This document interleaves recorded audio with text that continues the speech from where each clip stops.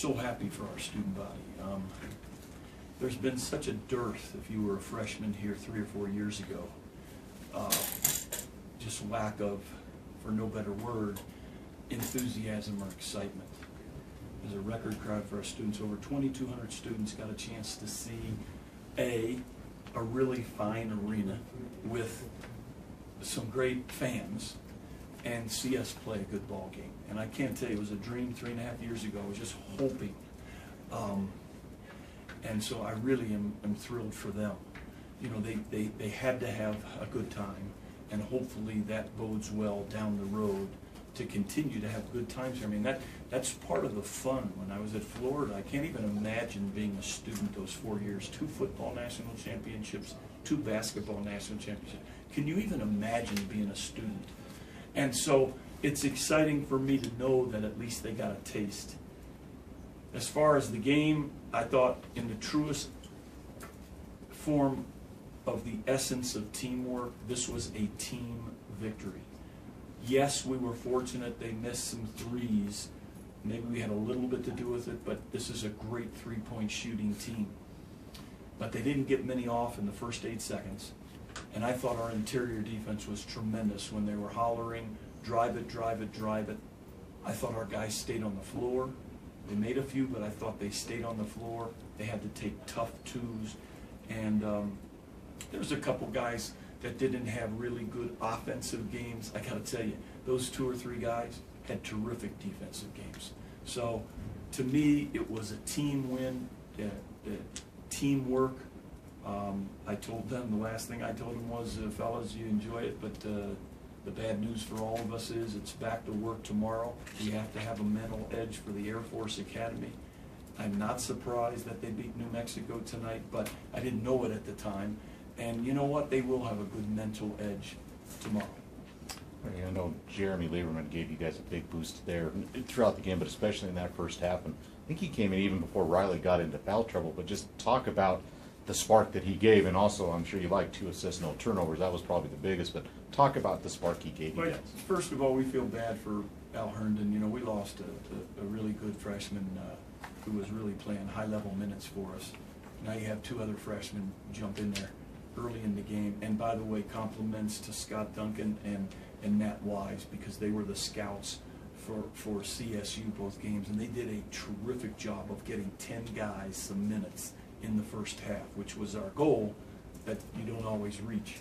But Jeremy, you know, he's one of our better shooters, but how do you say that publicly the last few weeks? Because statistically, he hasn't made them in the games. So it was really good to see him get off the snide, knock in a couple, and as you said, even better that he handled it. The guys, especially our older guys, helped him along, and I thought Nahian Gorski really gave us some good minutes. I think that bodes well for this team to possibly get better as the year goes on. Coach, you mentioned the student section enjoying the night, but how much do you think your team fed off of that student section throughout the game? I said that really 3 games ago. You know, we didn't win them all. We beat New Mexico, Boise, and Nevada with really good crowds. And then we lost to San Diego State with a good crowd. But I just know that when they run down the ramp, it is such a good feeling. And when they go to Vegas, CSU, New Mexico, San Diego State, it's packed by the time we get there. And in the past, you know, we had to prepare our guys mentally for the not. So it's really beautiful for those guys. They've earned it. They've won some ball games. They played well together. We just got to continue to get better. You talked about how far you've come in 3 years. How good a job do you think you're doing of building a tournament resume? You know, there are things in and out of our control. I spent 23 years up in those other leagues, and there's a distinct advantage. And I don't want our guys dwelling on it, and I don't want to dwell on it because, you know, in the spring, when you don't have Nance, right, and you think Colorado and you think SMU are top 5 or top 15s, and you think New Mexico State and Denver, who are picked to win their leagues, are going to kick booty, and you think all these things, and they're disappointing seasons. I don't think we can worry about that. I think we have to make sure we focus on who we are and try to be the best that we can be. And if we fall short of somebody else's expectations, that's part of the game. I've been on both sides at Providence and Clemson.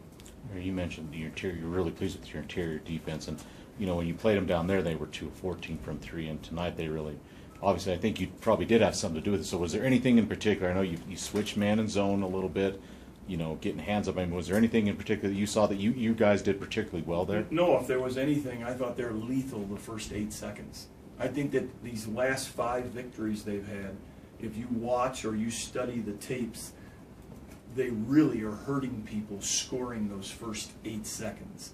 And so you reduce, maybe only send 1 or 2 to the offensive glass, although these guys came up with 7 offensive rebounds. But you make sure you're back and at least have some kind of an edge those first 8 seconds. Do you think that frustrates them? You'd have to ask them. All right, is there any prognosis on Herndon? I know you're not a doctor, but You can know, you give us we went anything through on this that? with Joe Kim Noah freshman year, and he never came back. So, yeah, I'm praying, and he wants to play. He sent me a text right before the game, but 1 step at a time. Let's get him healthy. It's a tough situation, but it's not just unique to Wyoming. Are you worried? Could he have contagion? Got the other guy sick or anything like that? I'm not positive. I'm not a medical person, but I think like it's called the kissing disease. So let's hope, Coach, I mean, how much is tonight kind of a staple of what you want to do defensively? Where you talked about that edge, and it just seemed like steals, blocks, loose balls. It seemed like they were just on edge throughout the night. Yeah, I saw a lot of good things. I thought maybe there was from about the 2 minutes left in the game to 7 minutes left in the game. Those 5 minutes, I thought we got a little careless. If I'm not mistaken, I think one of the assistants told me that we had 6 of our turnovers during that stretch. Maybe we were going for broke with a lead. But I thought really with 3 to go when we closed it up and went 4 corners, you got 2 80% free throw shooters and 196% free throw shooter. I mean, you got to make some decisions. Coach,